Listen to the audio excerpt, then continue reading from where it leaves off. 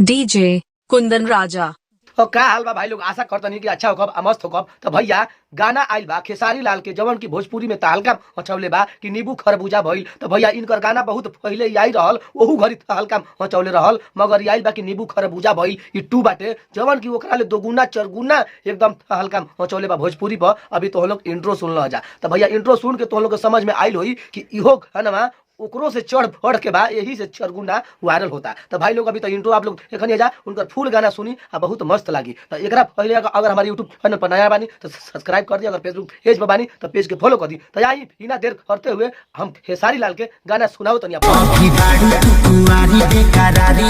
तो भाई लोग देख लीजिए, मैं खेसारी लाल का कहता ना कि अभी तू बालू खुआरी करारी हो गई आ तोहारी कौन बीमारी हो गई। तो भैया यही ऐसा कुछ माने कि पुरनका तरह से लेके आईमा से लेके माने मिक्स हो गई बा।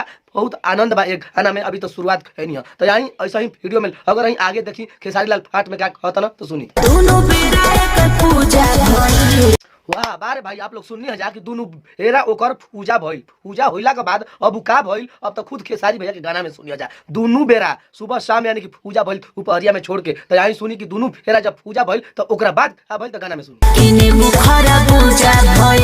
हाँ भाई लोग खुद आप लोग सुन लहनी कि दोनों फेरा जब पूजा भइल तब जाके नींबू खरबूजा भइल। खेसारी लाल के जौन साथ में एक्टर काम कर दिया उस साथ में खबर दिया। तो भाई लोग अब पहला अंतरा हो गया, आई दूसरा अंतरा में खेसारी लाल कौना धुन में कौना ऐसे लेके आइल बना तो सुनी। बाल तोहार करे छापा छापा छापा।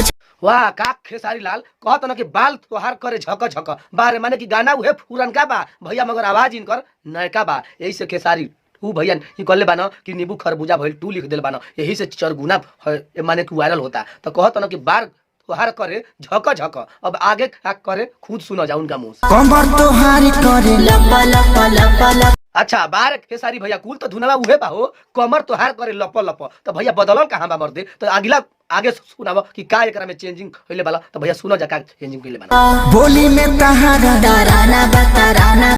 अच्छा बोली में उनकर हराना बाबा रे भैया, बोली में ऐसा सुगंध बा कि बोली में खेसारी भैया सुनते ही हराना हो जाता ना, उनका पर फीदा हो जाता ना। बार खेसारी भैया अब आगे सुनावा आगे तो हर एकदम गाना सुन के एकदम मस्त होगी ना भाई लोगों, यही से चरगुना वायरल होता है। तो सुनावा आगे। देखी के लोग दीवाना बा दीवाना बा दीवाना। अच्छा हाँ भैया देखी के लोग तो दीवाना बा, यही से तो चरगुना तो हर गाना वायरल होता। ओकरा पहले तो तू तो खुद दीवाना हो गइल बा, लोग तो देखी के उनका पर दीवाना है बा। तब आगे तू सुना अपन खाना के कहाँ मोड़ लेता। अच्छा तो भैया का कह दिया खेसारी लाल के एक्टर कि तो अबे 8वां अजूबा भइल, यानी कि अबे ई तो 8वां अजूबा भइल बा। 1 2 3 4 5 6 7 ई 8वां बार अजूबा होइल भाई शरीर हमार। तो भैया अब आगे खेसारी लाल का गाना में कहा मोड़ लेता तो कुछ। हाँ तो भाई लोग 8वां जब अजूबा भइल आ तब जाके फिर नींबू खरबूजा हो गई। तो भैया कब बेर खरबूजा हुई भैया ये बा खेसारी लाल के गाना। अगर तो लोग अच्छा लगा तो लाइक करी शेयर करी, अगर हमारे यूट्यूब चैनल बनाया बनी सब्सक्राइब करी और पेज के फॉलो करी, अगर फेसबुक पेज पर बानी। तो ऐसा कुल हम गाना रोस्टिंग होके आप लोग के दिखाइला, अगर एक अच्छा लगेला तो कमेंट करी अपन राय वीडियो में दी। तब मिलता फिर कोनो ऐसा वीडियो के लेके, तब तक के लिए नमस्कार प्रणाम धन्यवाद।